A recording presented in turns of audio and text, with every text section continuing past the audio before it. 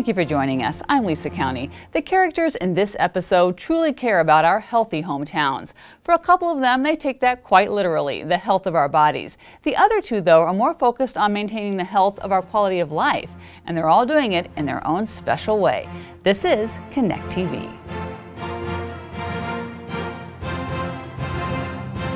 And we begin with John Jameson, a true entrepreneur who wants to make his brand more than a workout. He wants it to be a way of life.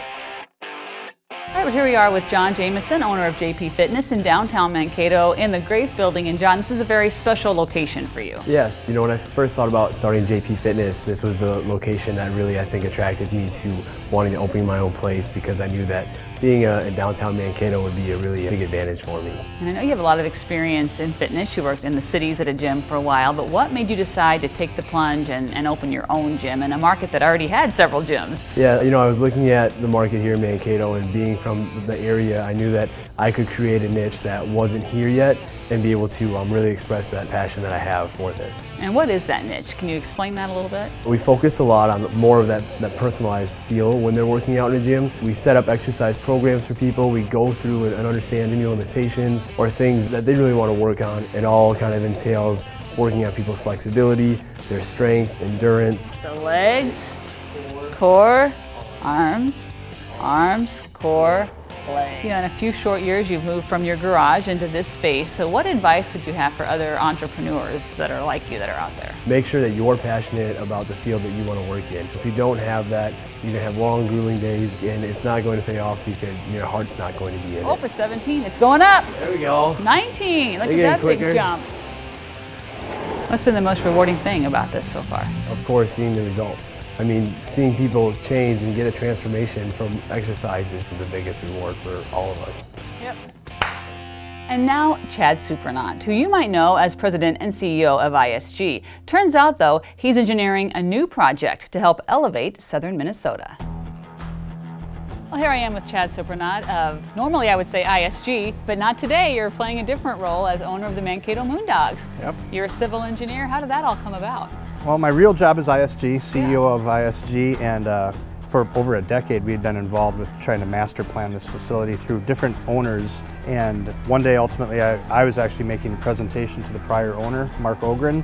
And after that meeting, Mark asked me, he says, you know, you got a lot of passion for baseball, it looks like. He says, you want to buy the Moondogs? And you know, my initial response was no. Right. And I've got a real job. But no, actually I always really wanted to do it after he mentioned it. And then it was just trying to figure out logistically how to do it. I'm one of actually 5 owners, Kyle Smith, myself here in Mankato, and then 3 gentlemen that own the La Crosse Loggers also joined us as a minority ownership interest in the club. And you mentioned a master plan for the park, so it went over quite a renovation. And it was a collaboration, wasn't it, between some public money, private money, and it was neat to see everyone come together.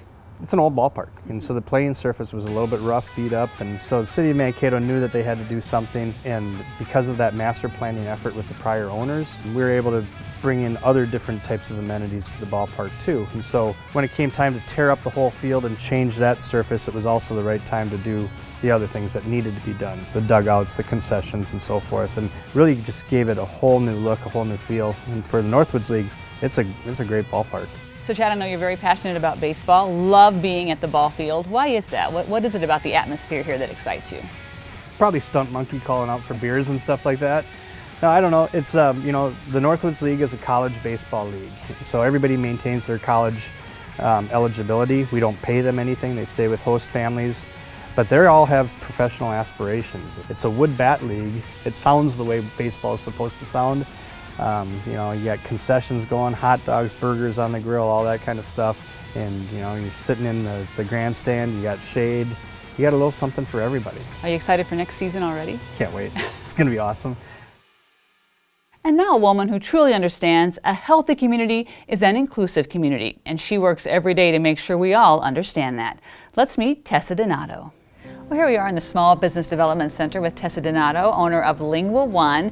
And Tessa, with the way our community is diversifying, thankfully your services are becoming more and more important to the business community. Let's tell everyone what Lingua One does. Lingua One provides interpretation translation services. We have over 300 languages that we provide. We provide them live interpreters video, and by telephone. So 300 languages. You must have quite a network to be able to pull that off. Well, it started off with just myself, about 15 years ago, and it just kept expanding and growing. And in our community, we have over 50 languages that we support, so that's pretty amazing.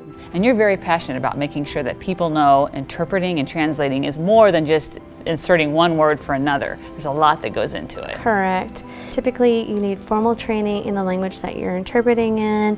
It's very helpful to have lived in another country so that you can understand and adopt some cultural competence as well. And what are you seeing here in the southern Minnesota area? What languages are most prominent that you need to help businesses with? So we see 3 main languages, and I call them the 3 S's. We see Spanish, Somali, and Sign Language. It's called American Sign Language, but to make it short, Sign Language. So when will a business know when they need to come to you? When you see that there's just a disconnect in the employee, lots of times is the language barrier. And so it's really important that they have that service in order to communicate effectively.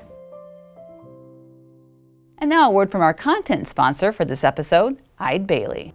Well, I'm here today with Jason Olson of Eide Bailly. And Jason, you're here to talk about something that businesses might think isn't going to happen to them. Either they're too small or too big in some cases, and that's data breaches that can come from internal or external threats. But you're there to help them. That's right. At Eide Bailly, we have digital forensic experts that deal with data breaches. We've built a whole team of digital forensic experts to help small to medium-sized businesses deal with their incident response cybersecurity needs. And we help investigate those matters, try to mitigate any damages related to those breaches. Now those watching might be saying, what? Eide Bailly is a CPA firm. This is a special, unique niche that you have. It really is. So we've been doing forensics for quite some time at Eide Bailly, which is probably a shock to most of our clients. But we've been doing it for a long time, and digital forensics is a big part of incident response investigations. You have to have the proper professionals in place to forensically preserve data and investigate it.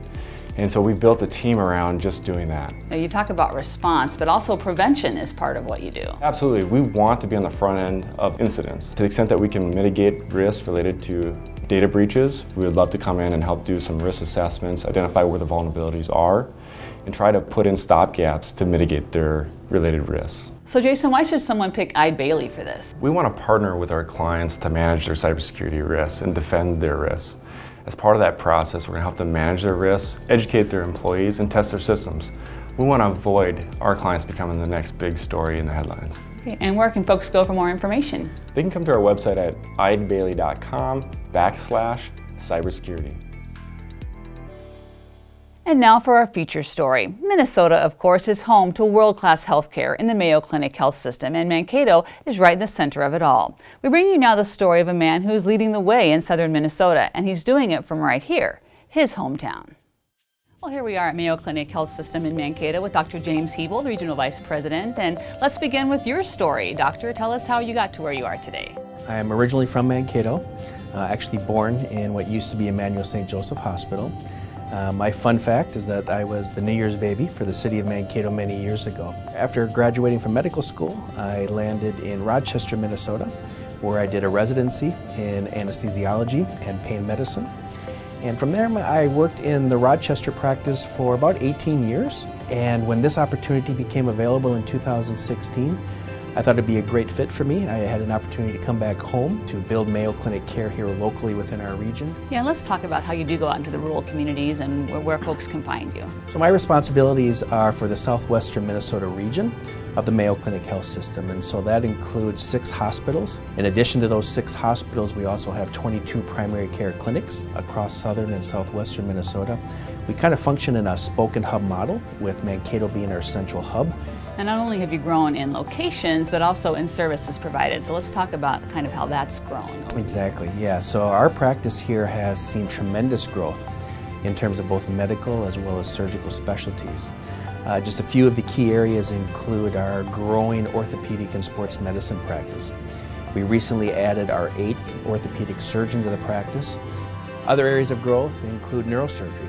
We just recently hired 2 fellowship-trained neurosurgeons out of the Rochester practice. Probably one other area that we've recently grown in is nurse midwifery.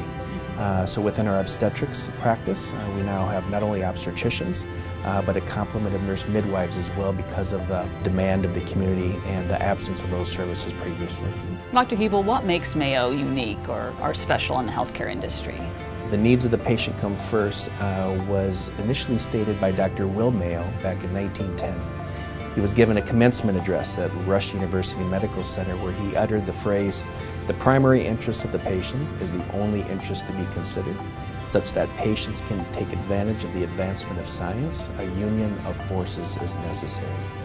A union of forces, which means Mayo Clinic's not about one doctor, one nurse, one lab technician. Is it about our entire staff? And when we all together in unity focus on the patient, that's what makes us unique. And those are the characters from right here in our community, ensuring a healthy region for all of us. Thanks for joining us. We'll see you back here next time for the next episode of Connect TV.